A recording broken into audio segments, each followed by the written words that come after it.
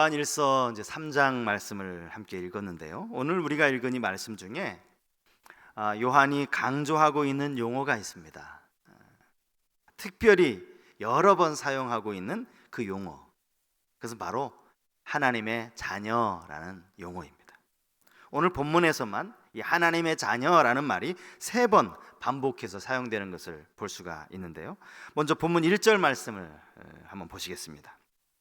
보라, 아버지께서 어떠한 사랑을 우리에게 베푸사 하나님의 자녀라 일컬음을 받게 하셨는가. 우리가 그러하도다. 그러므로 세상이 우리를 알지 못함은 그를 알지 못함이라. 우리가 하나님의 자녀라는 이 말, 하나님의 자녀가 되었다라는 이 말은 바꿔 말하면 하나님이 우리의 아버지가 되셨다라는 그런 의미 아니겠습니까? 요한은 이 사실을 성도들에게 감격스러운 그 마음까지 함께 전달하고 있는 것을 볼 수 있는데요. 그것이 바로 보라라고 하는 이 감탄사와 우리가 그러하도다라고 하는 감탄사입니다. 사실 보라, 우리가 그러하도다 이런 단어는 오늘 본문에 들어가지 않아도 의미에 아무런 지장이 없어요. 이런 표현들은 단어 자체가 어떤 뜻을 가지고 있는 것이 아니라는 거죠. 지금 뭐를 보라고 이야기하는 게 아닙니다. 마음속에 있는 내가 상상하지도 못했던 이 놀라운 하나님의 은혜를 깨달았을 때 요한의 입술에서 저절로 튀어나오는 보라, 우리가 그러하도다 감탄사라고 할 수 있는 것입니다. 하나님을 아버지라 부를 수 있도록 그분의 자녀가 되었다는 이 사실은요, 우리 모두에게 이마만큼 감격스러운 일이 없다라고 말할 만큼 너무나도 감격스러운 일이 아닐 수 없습니다. 이 일을 어떻게 가능하게 만들었는가? 어떠한 사랑을 베푸셨다라고 말하고 있는데, 여러분, 이 어떠한 사랑이 무엇입니까? 독생자 하나밖에 없는 아들 예수 그리스도를 아끼지 않으시는 사랑이죠.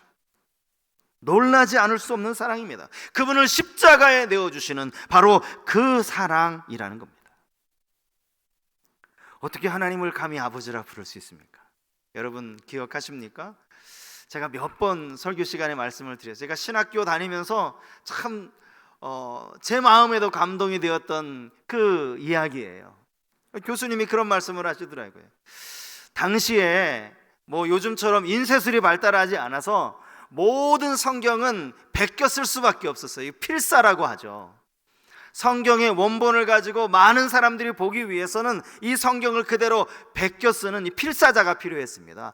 그런데 그 많은 필사자들이요, 성경을 필사할 때 얼마나 두렵고 떨림으로 성경을 필사했는지, 성경을 필사하는 중에 주라는 단어가 나오면 그 자리에 멈춰서 붓을 다시 깨끗이 씻어서 다시 먹을 찍어서 주라는 단어를 썼다고 합니다.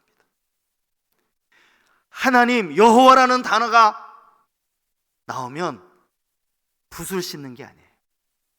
그 자리에 일어나서 자신의 몸을 깨끗이 씻었답니다. 그렇게 하고 떨리는 붓을 가지고 여호와, 하나님 이렇게 썼다는 거예요. 그렇게 두려워하고 그렇게 경외하는 그 여호와 하나님을 우리가 아버지라고 부를 수 있게 되었다는 게, 여러분, 이게 얼마나 큰 은혜입니까? 자녀라고 번역된 이 단어도 우리가 한번 생각해 볼 필요가 있어요. 신약 성경에요, 이 자녀라고 번역된 헬라어 단어가 2개가 나옵니다. 하나는 법적으로 아버지와 아들과의 관계를 표현할 때 사용되는 단어이고요, 또 하나는 혈연을 통한 실제적인 아버지와 아들의 관계를 나타낼 때 사용하는 단어라는 거예요. 예를 한번 들어보겠습니다. 우리가 예수 그리스도를 믿음으로 말미암아 하나님의 자녀가 되지 않았습니까? 여기서 자녀가 되었다라는 이 말은 우리가 영적으로 양자됨을 의미하는 단어입니다. 로마서 8장 15절 말씀인데요, 너희는 다시 무서워하는 종의 영을 받지 아니하고 양자의 영을 받았으므로 우리가 아빠 아버지라고 부르짖느니라. 양자가 되었다는 말, 그것은 법적으로 이제 그의 아들이 되었다라는 그런 의미의 말이라는 거죠. 그런가 하면 오늘 요한이 사용하고 있는, 오늘 본문에 사용된 이 단어와 똑같은 단어가 에베소서 6장 1절에 나와요. 여기에 자녀라는 단어가 나오죠. 에베소서 6장 1절 말씀이요, 자녀들아 주 안에서 너희 부모에게 순종하라. 이것이 옳으니라. 여기서 말하는 자녀는 앞에 로마서 8장의 자녀와 좀 느낌이 다르지 않습니까? 이 자녀는요, 가정에서 부모와 자녀 관계에서 사용되는 그 자녀입니다. 우리 집에서 태어났고, 우리 집에서 자랐고, 우리 집에서 생활하고 있는 내 자녀, 그 자녀를 의미할 때 쓰는 단어가 오늘 본문에 사용된 이 자녀, 요한이 사용한 이 자녀라는 그런 의미라는 거예요. 이 의미가 훨씬 더 친근하죠. 훨씬 더 따뜻한 이미지라고 할 수 있습니다. 사실 우리가 법적으로 양자가 되어서 하나님을 아버지로 부를 수 있게 된 것도 우리에게는 너무나 감격스러운 일입니다. 그럼에도 불구하고 오늘 본문에 나오는 이 단어 테크논이라고, 헬라어로는 테크논으로 되어 있는데요, 이 단어가 훨씬 더 친근합니다. 훨씬 더 가까운 그러한 따뜻한 용어예요. 그렇기 때문에 우리가 느끼는 감동도 훨씬 더 크다라고 그렇게 말할 수 있을 겁니다. 양자가 되는 것도 그 부모의 유산을 물려받을 수 있는 모든 법적인 요건을 다 갖추었다라고 말할 수 있지만, 그 집에 태어난 자녀, 우리 집에서 태어났으니까, 내 배 아파서 태어났으니까 내 자녀지, 이 자녀라는 말은 훨씬 더 강한 의미를 가지고 있다는, 요한이 이 단어를 사용하는 의미가 뭐겠습니까? 하나님이 우리에게 베풀어 주신 사랑이 그만큼 놀랍고 그만큼 크다라는 그런 의미입니다. 저는요, 가끔 기도하다가 마음이 뭉클해질 때가 있습니다. 아마 우리 성도님들도 많은 저와 똑같은 경험을 하신 분들이 많으실 거예요.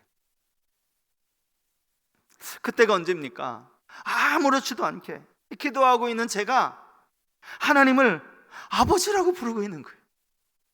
하나님 아버지라고 부르는 이 기도가 전혀 어색하지가 않은 거예요.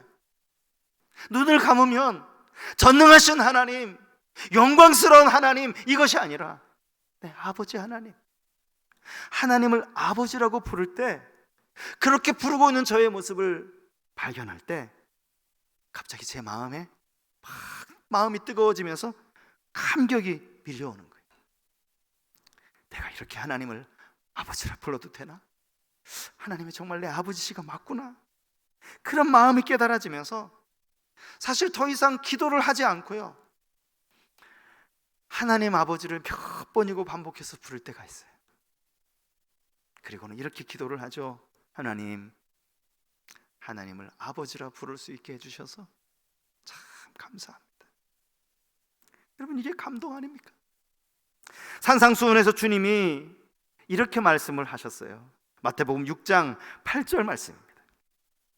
그러므로 그들을 본받지 말라. 구하기 전에 너희에게 있어야 할 것을 하나님 너희 아버지께서 아시느니라. 그 앞에서 주님이 뭐라고 말씀하십니까? 그들을 본받지 말라. 여기서 말하는 그들이 누굽니까? 바로 앞에 주님이 말씀하신 이방인들이에요. 이방인들이 기도하는 그 모습을 본받지 말라는 거예요. 이방인이 어떻게 기도하는데요? 이방인들은 말을 많이 해야만 하나님이 들으시는 줄 알기 때문에 말을 많이 한다는 거예요. 그렇게 하지 말라는 거예요. 하나님이 너의 필요한 거 다 아시니까 말 많이 해야 기도를 들으실 줄 아는 거, 그렇게 기도하지 말라라는 거예요. 여러분, 우리가 자주 사용하는 말 중에 지성이면 감천이라는 말이 있지 않습니까? 사실은 이 말이 틀린 말은 아닐 거예요. 인간관계에서 이 말은 자주 사용하기도 하고 맞는 말일 겁니다. 그런데 가만히 신앙 안에서 생각해 보면요, 이 말은 틀린 말이에요. 영적인 관점에서 하나님과 우리와의 관계 속에서 생각해 보면 이 말은 틀린 말이라는 거죠. 어떻게든 말을 많이 해야, 더 열심히 기도해야, 1시간 2시간 기도할 것을 2시간 3시간 기도해야, 그냥 기도해도 될 것을 철야 기도해야, 금식 기도해야 하나님이 들으신다. 여러분, 이건 지성이면 감천인 겁니다. 주님이 그렇게 하지 말라고 말씀하신 거예요. 그들을 본받지 말라고 말씀을 하신 거죠. 열왕기상 18장에 보면 바알 선지자들의 기도가 나오지 않습니까? 그들은 불을 내려달라는 그 기도를 아침부터 시작해가지고 저녁 해질 때까지 합니다.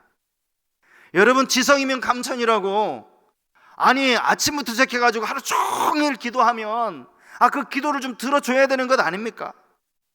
나중에는 하다 안 되니까 자기 몸을 막 상해가지고요, 몸에서 피가 나오게 하는 거예요. 그렇게 기도를 해도 아무런 응답이 내려지지 않는 이유, 응답을 받지 못하는 이유가 뭡니까? 정성이 부족해서요? 아닙니다.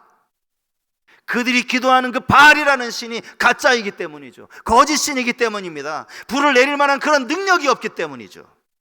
하지만 여호와여 내게 응답하소서. 성경을 보니까 딱 이 한마디, 내게 응답하옵소서, 이 한마디의 기도가 끝나자마자 하늘에서 불이 내렸다라고 성경이 기록하고 있어요. 왜요? 엘리야가 지성이면 감천으로 기도했습니까? 아닙니다. 하나님이 살아계신 하나님이시기 때문에, 엘리야가 하나님의 선지자이기 때문에 하나님이 그 기도를 들어주셨다는 거죠.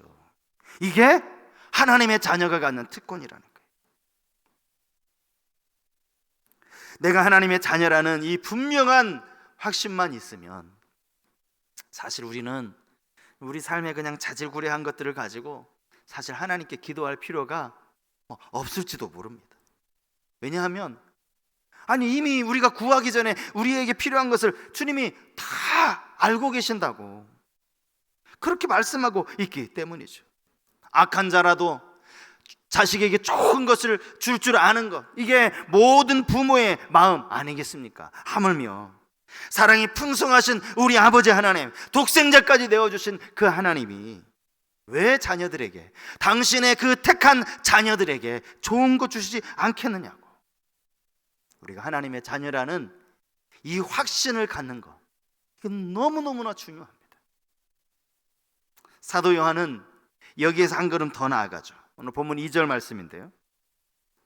사랑하는 자들아, 우리가 지금은 하나님의 자녀라. 장래에 어떻게 될지는 아직 나타나지 아니하였으나 그가 나타나시면 우리가 그와 같을 줄을 아는 것은 그의 참모습 그대로 볼 것이기 때문이니. 우리는 여기에서 우리가 그와 같을 줄을 안다라는 이 표현에 대해서 생각해 봐야 됩니다. 여러분, 우리가 그와 같을 줄을 안다라는 이 말의 의미가 뭡니까? 요한이 말씀하고 있는 이 그가 누굽니까? 이 그는 다시 오실 예수 그리스도를 의미합니다. 주님이 다시 오실 때 우리의 모습이 그분과 같은 모습이 될 것이다, 이렇게 가르치고 있는 거예요. 우리를 하나님의 자녀라고 불러주시는 것, 하나님을 부를 때 아버지라고 부를 수 있는 것도 황송한 일인데 장차 우리는 주님과 같이 될 것이다, 성경이 이렇게 이야기하고 있는 거예요. 저는요, 이 말이 사람이 한 말이라면 이건 1%도 믿을 수 없는 말이라고 생각합니다. 이 말을 어떻게 믿습니까? 우리 같은 이 연약한 인간이 어떻게 예수 그리스도와 같은 그러한 몸으로 변화될 수 있습니까? 도저히 믿을 수 없는 일입니다. 상상도 할 수 없는 일이죠. 그러나 이 말씀이 성경에 기록된 말씀이에요. 하나님의 하신 말씀이에요.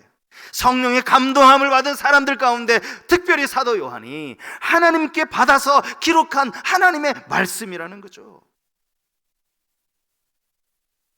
여러분, 한 사람이 구원을 받는 그 과정을 신학교에서는, 신학 용어로는 구원의 서정이라고 하는 좀 어려운 말을 씁니다. 구원의 서정, 들어보신 분들도 계실지 모르겠습니다. 구원의 순서라는 그런 의미의 말입니다. 맨 처음 우리를 부르시는 소명, 이 소명에서부터 시작해가지고 이 구원의 서정을 총 9단계로, 이 영적인 단계로 이제 9단계로 순서를 매기는데요. 그 맨 마지막 단계가 뭔지 아십니까? 영화입니다. 영화. 로마서 8장 30절에 나와 있는 말씀인데요. 또 미리 정하신 그들을 또한 부르시고, 여기 부르시고 나오죠? 부르신 그들을 또한 의롭다 하시고, 이게 칭의라고 하는 겁니다. 의롭다 하신 그들을 또한 영화롭게 하셨느니라. 물론 중간 단계들이 다 빠져 있기는 해요. 근데 맨 마지막에 영화롭게 된다, 성도가 영화롭게 된다, 이게 바로 주님과 같은 모습으로 된다, 같은 의미의 말입니다.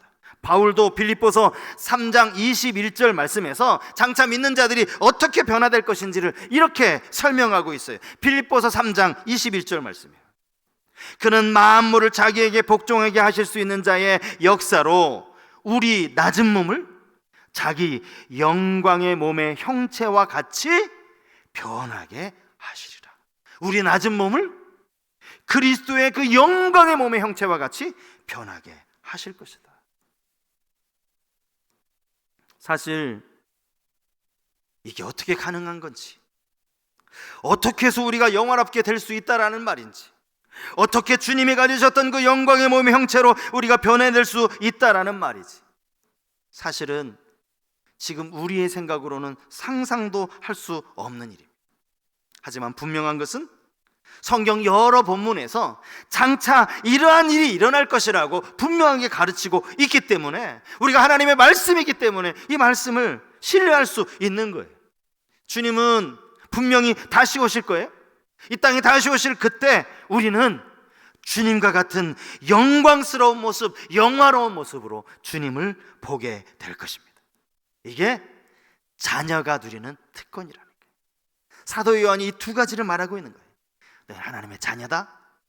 너희가 나중에 주님이 나타나시면 주님과 같이 될 것이다. 이 이야기를 하고 있는 겁니다. 요한이 앞에서 이 이야기를 하고 있는 이유는 그가 이제 앞으로 말하려고 하는, 그가 성도들에게 하는 중요한 권면 두 가지를 하기 전에 먼저 전제로 하는 말씀입니다. 이 전제가 먼저 우리에게 확실해야 돼요. 확실하게 이해할 수 있어야 됩니다. 그 전제를 가지고 이제 한 걸음 더 나아가야 되는 거죠. 3절 이하의 말씀부터가 이제 요한 사도가 하나님의 자녀, 하나님과 같이, 예수 그리스도와 같이 되어질 그 성도들을 향하여 어떤 권면을 하고 있는가, 본문에서 두 가지를 생각해 볼 수 있는데요. 첫 번째가요, 우리 자신을 죄로부터 깨끗하게 하라는 얘기예요. 자, 본문 3절 말씀입니다. 주를 향하여 이 소망을 가진 자마다 그의 깨끗하심과 같이 자기를 깨끗하게 하느니라. 주님의 깨끗하심과 같이 우리를 깨끗하게 해야 한다는 거예요. 바울이 고린도 교회 성도들을 향하여서도 이와 비슷한 권면을 하고 있는데요. 고린도후서 7장 1절 말씀입니다. 그런즉 사랑하는 자들아, 이 약속을 가진 우리는 하나님을 두려워하는 가운데서 거룩함을 온전히 이루어 육과 영의 온갖 더러운 것에서 자신을 깨끗하게 하자. 깨끗하게 하자. 앞에서 바울이 이 약속을 가진 우리라고 말했는데, 여기서 말하는 그 약속이 무엇입니까? 이 고린도후서 제가 7장 1절이라고 말씀드렸는데 6장 맨 마지막 바로 앞 구절에 보면 여기 이렇게 기록하고 있어요. 하나님이 너희의 아버지가 되시고 너희는 하나님의 자녀가 될 것이라는 이 주님의 약속, 이 약속입니다. 오늘 본문의 내용과 구조가 똑같죠. 오늘 사도 요한도 너희가 하나님의 자녀다, 그와 같이 될 것이다 라고 이야기하고 있고, 고린도후서에서 사도 바울도 역시 귀한 약속을 받았으니, 하나님의 자녀가 되는 약속을 받았으니 너희를 깨끗하게 하라, 이야기를 하고 있는 겁니다. 그러므로 고린도 교회 성도들이나 또 사도 요한의 편지를 받아 읽고 있는 모든 소아시아 지역의 초대교회 성도들이나 오늘 말세의 때를 믿음으로 살아가는 우리 모든 성도님들이 들어야 할 복음, 그것은 하나님의 자녀라는 사실이고, 그와 동시에 우리는 우리 자신을 깨끗하게 해야 한다라는 사실입니다. 여러분 자신을 늘 깨끗하게 하고 계십니까? 주님과 같이 깨끗이 하고 있습니까? 어쩌면 사실 이 말씀을 들으시는 성도님들이라든지 이 말씀을 전하는 저 역시 이 마음이 그렇게 가볍지는 않습니다. 마음이 무거워질 수밖에 없는 것 같습니다. 왜냐하면 사실 우리가 주님처럼 우리 자신을 깨끗하게 한다는 이 말이 우리에게 압박을 주기 때문이죠. 우리를 자녀 삼아 주신 것 참 감사한 일이고, 우리의 모습이 호련히 변화하여서 주님의 그 영광스러운 모습으로 바뀌어질 것이라는 이 사실도 너무나 기대가 되지만, 이 땅을 살아가면서 그러니까 너희는 깨끗하게 살아야 돼 라는 이 말이 한편으로는 참 무거운 짐이 된다는 거예요. 여러분, 사도 요한이 한 말은요, 분명히 성경에 깨끗하게 하라 그랬어요. 그러니까 우리가 죄를 완전히 끊어버려라, 더 이상 너는 죄를 눈꼽만큼도 짓지 말고 죄로부터 완전히 단절된 삶을 살아라, 그렇게 이야기하고 있지 않다라는 거예요. 만약에 그렇게 말했다면 지금 사도 요한이야말로 이율배반적인 말을 하고 있는 겁니다. 그가 앞에서 뭐라고 얘기합니까? 스스로 죄 없다 이야기하는 것은 자기를 속이는 것이다, 거짓말하는 자다, 진리가 그 속에 있지 않다라고 분명히 이야기하지 않았습니까? 우리는 실제 삶에 있어서 죄를 지을 수밖에 없어요. 여전히 죄인으로 살아간다라는 거예요. 자기를 깨끗하게 한다는 말이 무엇입니까? 죄를 짓지 않는다는 말이 아니죠. 항상 십자가 앞에 나아가서 우리의 죄를 예수 그리스도의 보혈의 피로 깨끗이 씻어야 한다는 그런 의미의 말씀인 겁니다. 여러분은 다윗 왕을 좋아하실 거예요. 저도 다윗 왕을 좋아합니다. 다윗을 참 좋아하는 이유가 있어요. 그가 성경에 등장하는 가장 위대한 왕이어서도 좋아하지만 그도 우리와 똑같이 연약한 인간이라는 사실 때문에 한편으로는 참 동질감이 느껴지는 거죠. 다윗이 여러분 죄가 없는 사람이었습니까? 아닙니다. 그렇지 않습니다.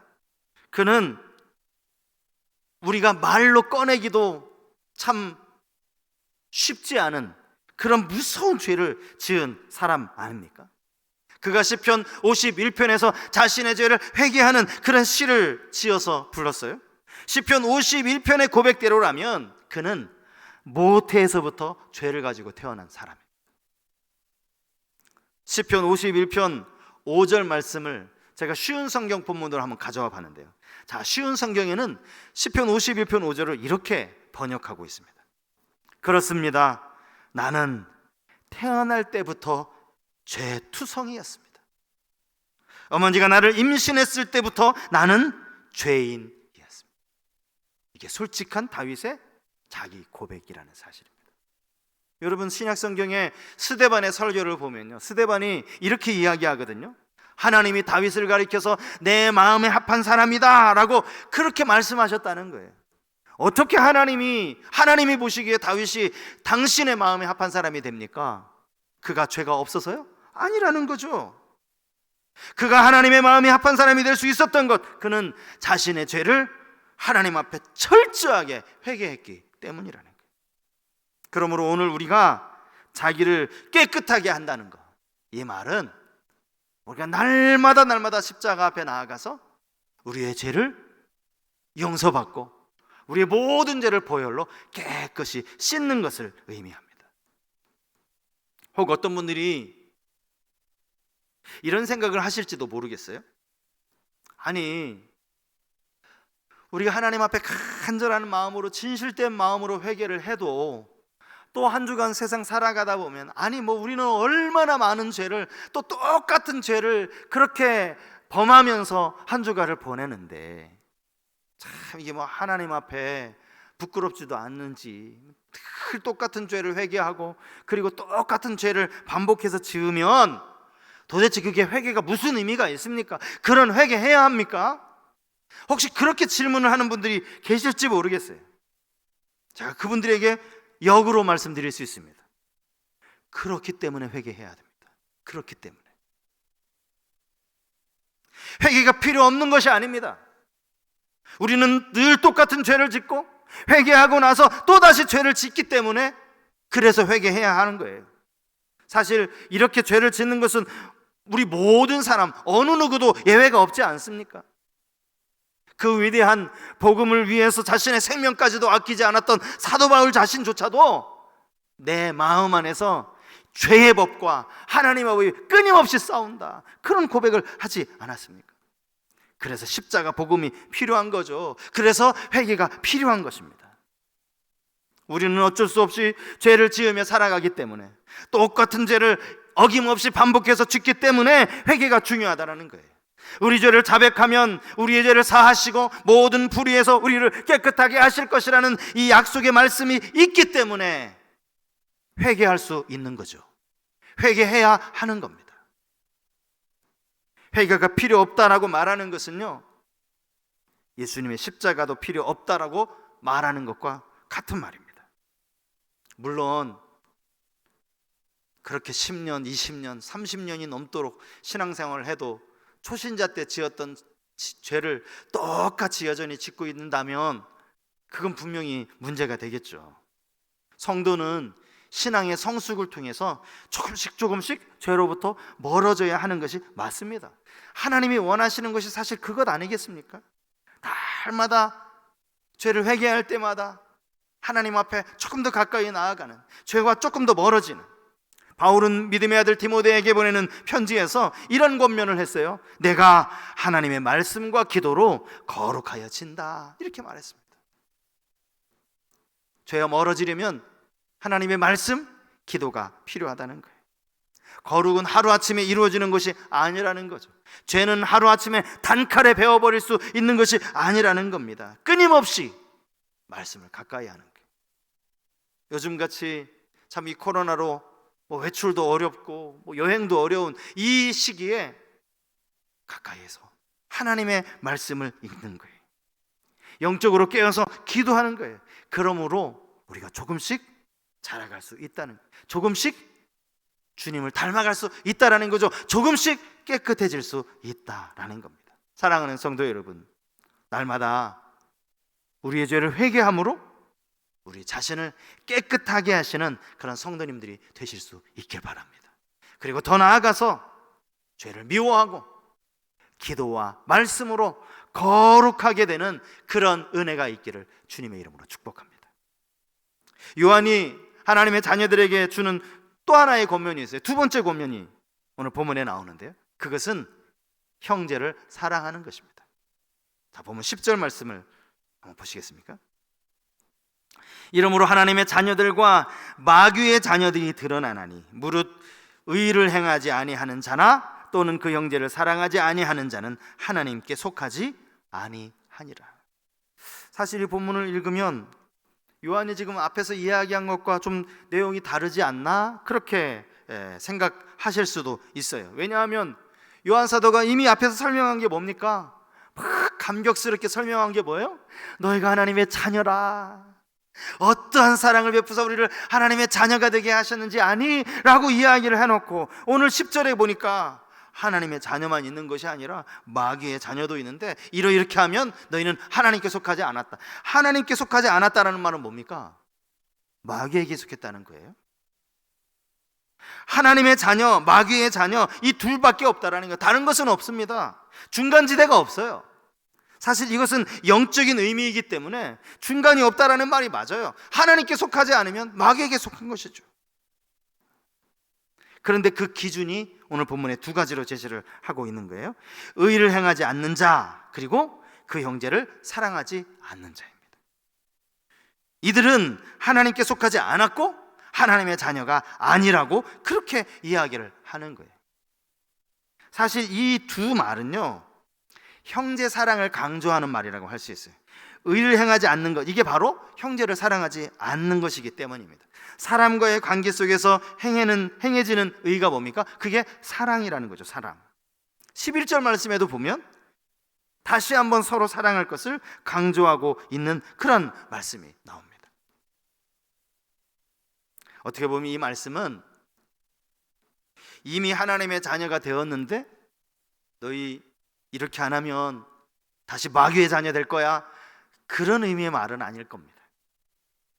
하나님의 자녀가 된 그 기쁨과 그 감격과 그 은혜를 생각한다면 우리가 하나님의 자녀로 살아가야 되지 않겠느냐, 하나님의 자녀로 살아가자라는 차원에서 형제 사랑을 강조하고 있는 것입니다. 형제 사랑. 특별히 사도 요한은요, 오늘 본문에 이 가인이라는 사람을 예로 들고 있지 않습니까? 가인, 여러분 잘 아시죠? 창세기에 나오는 그 가인 말입니다. 성경에 기록되어진 최초의 살인자죠. 그것도 다른 사람이 아니에요. 자기 친아우를, 아벨을 죽인 그러한 살인자입니다. 그 이야기를 지금 하고 있는 거예요. 왜 여기서 가인 이야기를 하느냐? 아우를 죽인 이유에 대해서 이렇게 이야기하는 겁니다. 자기의 행위는 악하고 그의 아우의 행위는 의로움이라. 가인이 자신의 악함으로 인해서 의로운 아우 아벨을 죽였다는 거예요.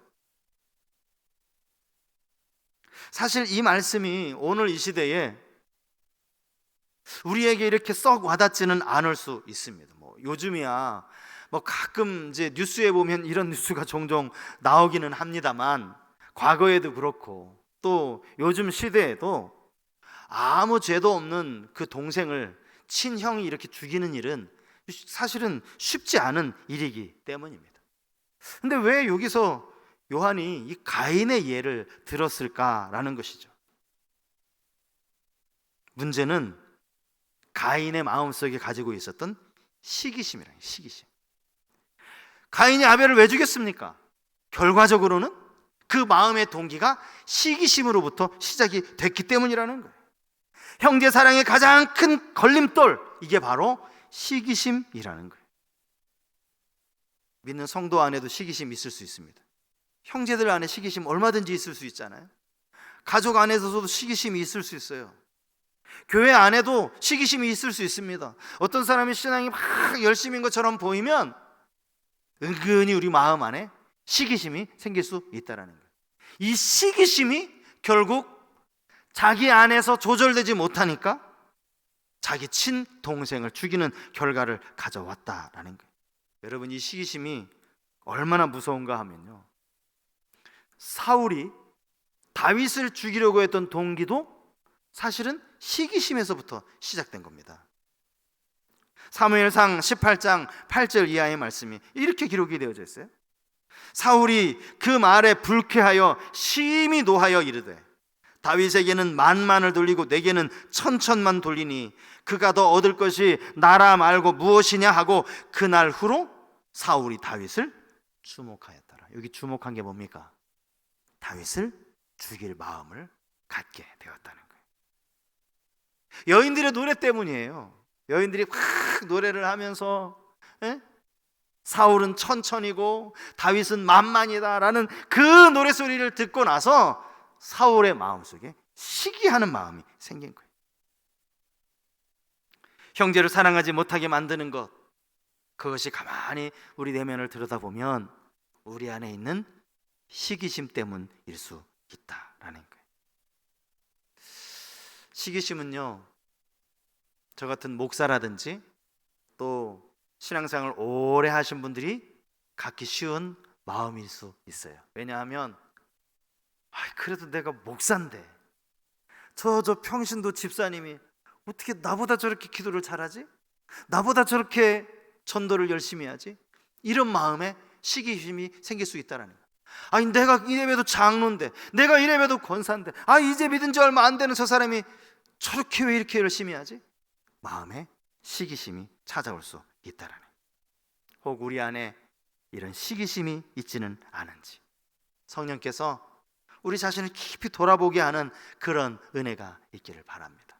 오늘 우리가 말씀을 정리해 보면 사도 요한이 처음에 전제로 이야기한 게 뭡니까? 너 하나님의 자녀야. 하나님이 우리를 자녀로 삼아주셨어. 하나님을 아버지라고 부를 수 있는 특권을 주셨어. 이게 얼마나 놀라운 인줄인 줄 알아? 너희는 장차 예수 그리스도와 같이 될 사람들이야. 이 전제를 가지고, 그러니 너희는 달마다 십자가 앞에 나아가야 돼. 달마다 우리 자녀를 깨끗하게 해야 돼. 그리고 너희는 형제를 사랑하며 마음속에 있는 시기심을 내버리고 형제를 사랑해야 한다. 이 이야기를 하고 있는 것입니다.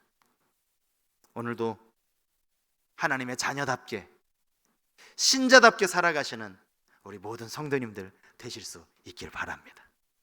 하나님의 자녀의 특권을 받은 사람처럼 형제를 사랑하고 시기하는 마음을 내버리고 날마다 우리 자신을 깨끗게 하시는 그런 은혜가 한 주간 우리의 삶 가운데 함께 하시기를 주님의 이름으로 축복합니다.